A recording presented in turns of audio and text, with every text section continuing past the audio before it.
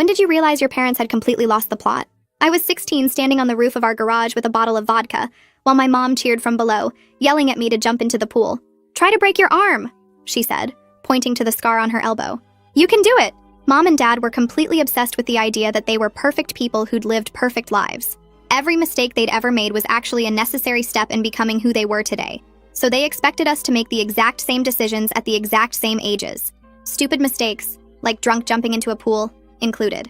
When my older brother Adam was born, Dad sat down and wrote out his entire life story year by year like a manual for him to follow. When Adam turned 7, Dad made him start playing baseball even though Adam hated sports, because that's what Dad did. When Adam was 9, Dad made him get in a fight with a kid at school just like he had. He was delighted when Adam got his nose broken because Dad had broken his too, and that's where he developed his fighting spirit and can-do attitude. Mom did the same thing to me and my sister Cece. She had this massive timeline of her life on the wall of her office with photos and journal entries and newspaper clippings. When I turned 13, she sat me down and said, "This is your instruction manual for becoming a woman."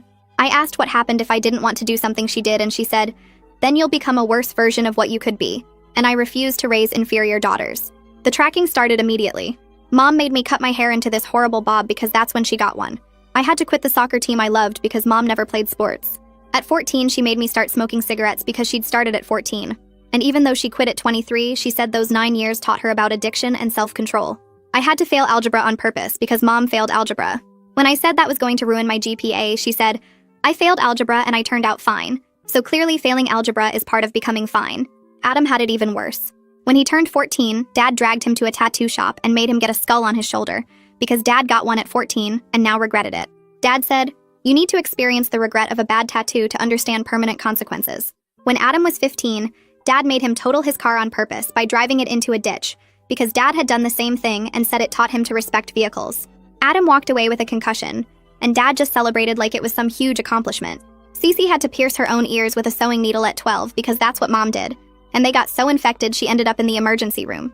The worst was the roof incident.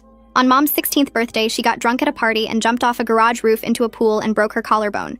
She talked about it constantly like it was this pivotal character-building moment.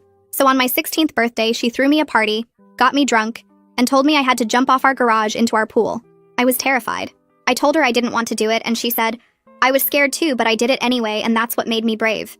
I stood up there looking down at the pool while my friends stared and Mom filmed it yelling encouragement.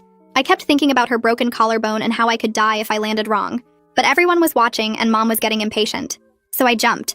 I missed the pool completely and landed on the concrete patio. I broke my leg in 3 places and fractured my hip. At the hospital, Mom seemed annoyed that I'd messed it up. She said, "I landed in the pool just fine.